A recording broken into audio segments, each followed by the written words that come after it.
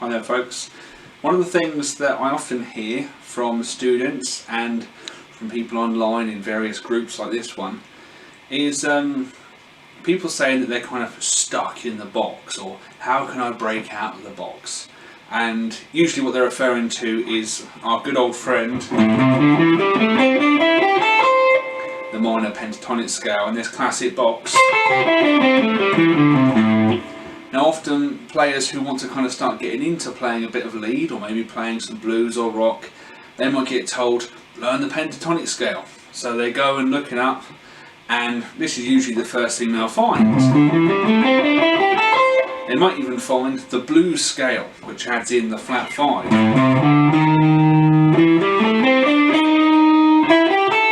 Okay, and you can have some fun with that. And if you look at kind of a lot of classic rock and blues rock players, you'll see them using this shape a whole bunch. But often people stick with that for a little while, maybe learn a couple of licks inside it, and then kind of feel a little bit stuck there and don't really know what to do next. And hearing that kind of as a tutor, it usually tells me a couple of things. Usually it tells me that actually maybe they don't know this box as well as they think they do. Because if you really kind of know the pentatonic scale, then you shouldn't be trapped inside a box. There's a lot you can do with it, there's a lot of applications. First thing, learn it across the neck. Learn some different positions, okay? There's 5 different positions of that across the neck. If we're in A, there's one behind here. Okay, there's actually one more behind that if you want to go to open strings. But if we went over this way, there's one there, one there, and this one here at the 12th fret, what would have been from those open strings down there. Then this one that was behind 5th fret position, okay. That's duplicate, and then here 17th fret, there's our old friend again, up an octave. Okay, now if you know that scale in all of those different positions, then you shouldn't be stuck inside a box anymore. You should have plenty of places to go. But saying that, you'll still be stuck within that same scale. And yeah, you can chuck in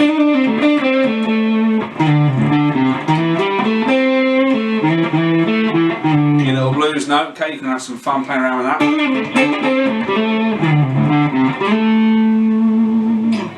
It's a great little note. But you're still kind of in minor pentatonic land, and there's some other things you can do to kind of spice that up a little and break free from the box there. So here's a few ideas then in this video as to some of the things you can try. And I'm going to take a 12-bar blues in A as my basis for talking about this, because hopefully that's quite familiar. That's maybe one of the first ones you learn besides a 12-bar blues in E. A is right in the middle of the neck here, so we'll play around with this. So, okay, let's say we've got a 12-bar in A, and it's a major 12-bar, okay? It's not a minor, like a Thrill Is Gone or something like that, okay? It's a pretty standard major bluesy kind of feel. Okay. This sort of feel.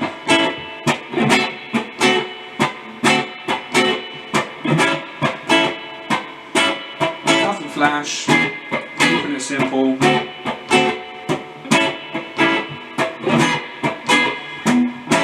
Okay, just really standard basic 12-bar. So if you're trying to play over that with your minor pentatonic scale, there's some stuff you can do with that.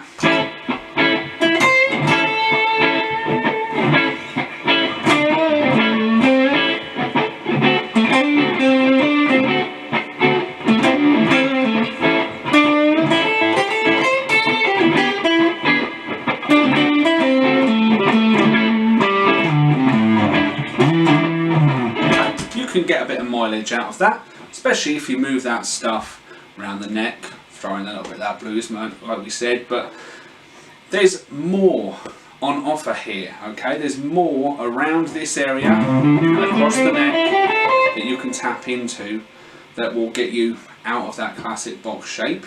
And let's start with this. Let's start with one note, okay? A real classic thing in blues a real big part of the blues sound is this. It's the rubbing of the minor and the major thirds. Okay, you hear that a lot in kind of in rhythm stuff. And it's all over blues lead.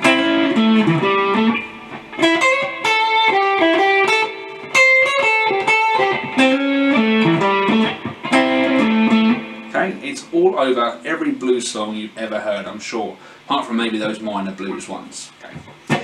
So the minor and the major third. If you're going through your pentatonic scale, you can chuck one in there. You can actually chuck one a bit lower down, over here, same notes there on the E string, and up on the high E. Okay, so if you took that as your framework, there's one note from outside the box, the major third. Okay, let's try it.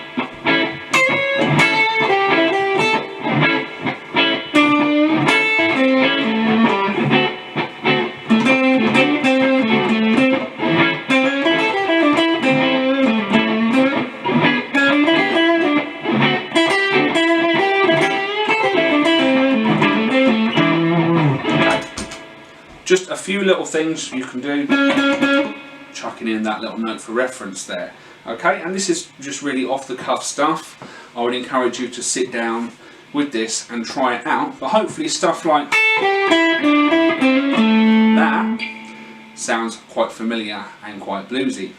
And even when you're playing just in that straight minor box, when you do this move, that's the rubbing of those two notes. This just goes one step further and properly plays that note. And you can resolve to that note as well. You can resolve lines to that note. It's quite sweet, but you can do it. Absolutely doable. That same stuff then, you can apply as the chords change. So when it goes to D, rather than just stay in that box, you can throw in the major third of D. Why not? It's part of the chord, it's part of D7, so throw the major third in there. Throw it in over E.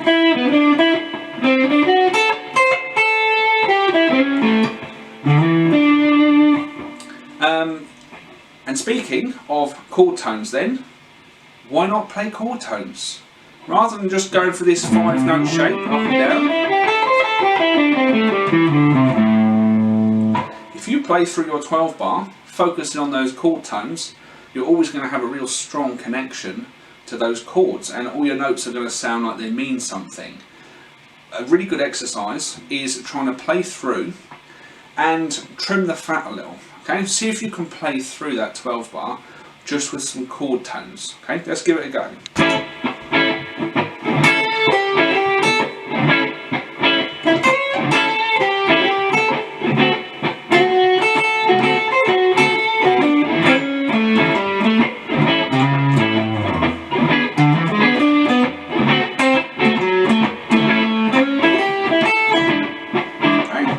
There we go. I allowed myself that little bluesy rub, okay, but all I was focusing on there was those chord tones. No scale notes, just those. And that sounds alright. That's a good exercise to do. And again, remember, I'm just in one shape here.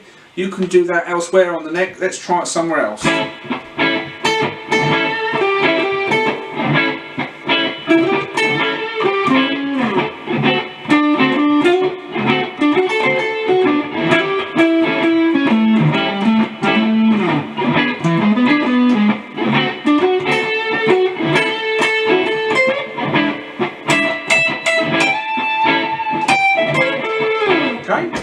Lots of fun to be had just focusing on those chord tones, and everything you do with those should sound decent over each chord.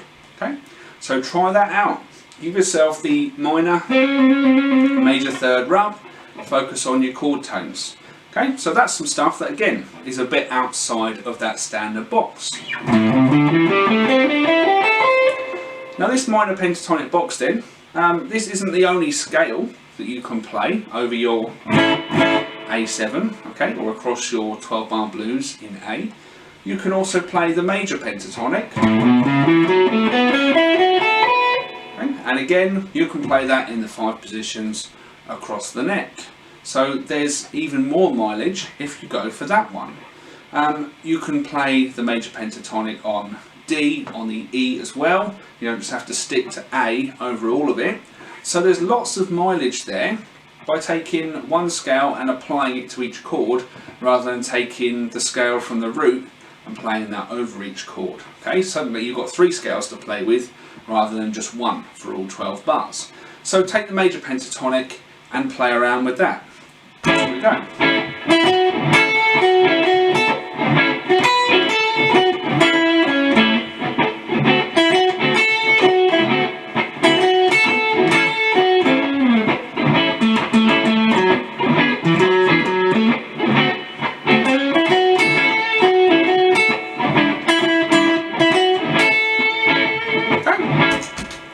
Just a major pentatonic, a tiny little bit of a little rub there, but that's allowed.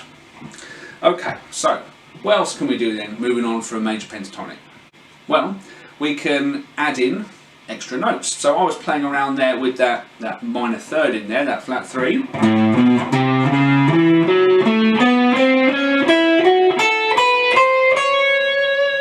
Okay, that's a great note to add in. Again, apply that to each different chord.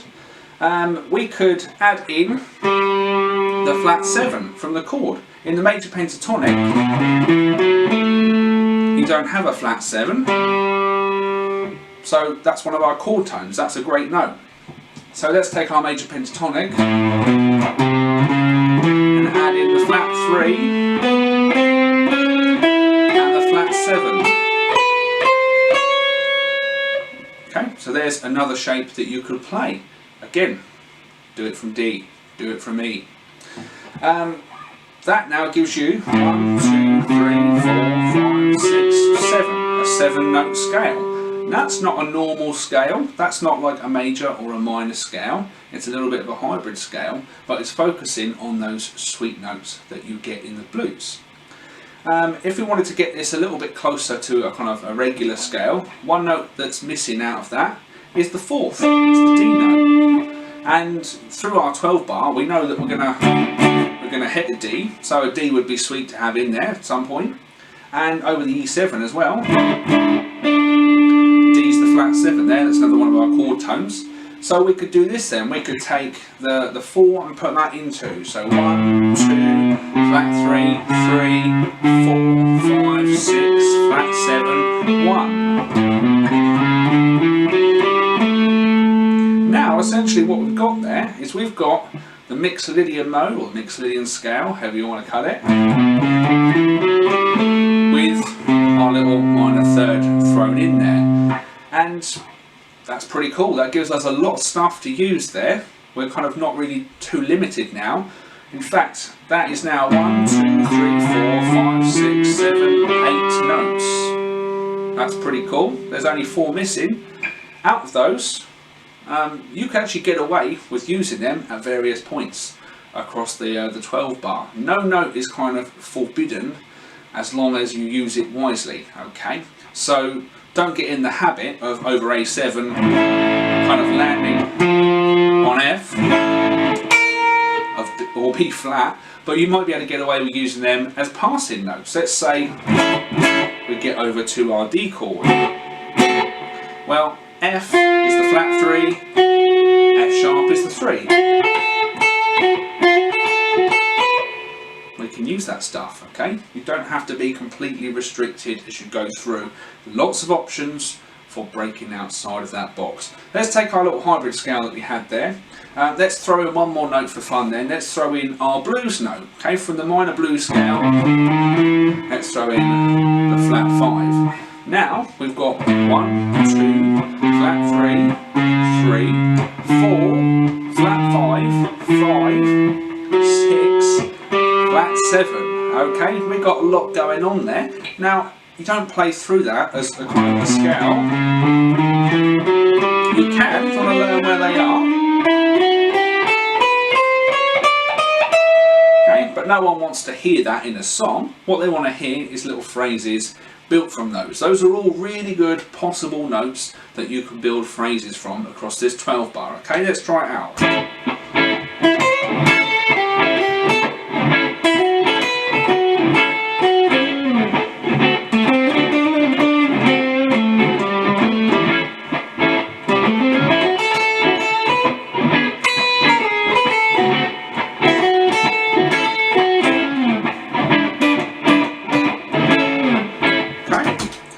Even got a little bit keen there, let's throw in a little bit of G sharp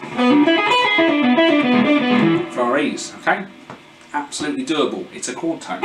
You can do almost anything as long as you do it convincingly and don't linger on those stinky notes, okay? You get yourself off of them quick. So hopefully that gives you a few ideas, okay, of getting out of this box. And I think the most important thing is looking at the intervals of each note that you're playing, okay? Rather than necessarily getting stuck into a scale shape or a box shape or a pattern, think about the intervals and what effect they have over the chord you're playing on. So over this A7, F sounds crap, right? It's rubbish. But E sounds good, and F sharp sounds good. Okay, the 5th and the 6th. Think about what those intervals are and why they sound good, and then try and find them across the neck. That F sharp, that's not in your classic box shape. Okay, so try adding it in. Try playing through that scale with that 6 in there. All kinds of little things you can do, and a little bit of knowledge can really go a long way. Okay, so don't think that learning a little bit of theory and learning a few intervals and scale notes or arpeggios, that stuff is not going to turn your ears off. You're not suddenly going to go completely music deaf. It's actually going to give you a little bit of a better understanding of the neck and the fretboard and help you find those notes, and then transpose it around into other keys as well. Okay, if I know that I've got, say, an A7 arpeggio there, okay, that's my root note. Okay, let's throw in this as well. Okay, if I know that shape and I know what those intervals are and what effect they have, then if my blues changes to B flat, okay, or C sharp, or wherever it might be,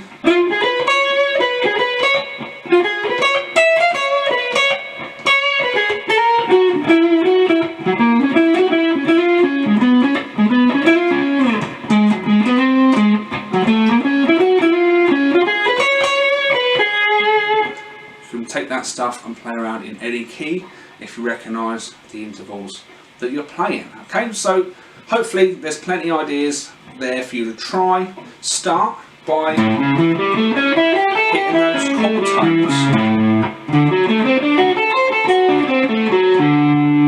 Okay. Carry that down if you like.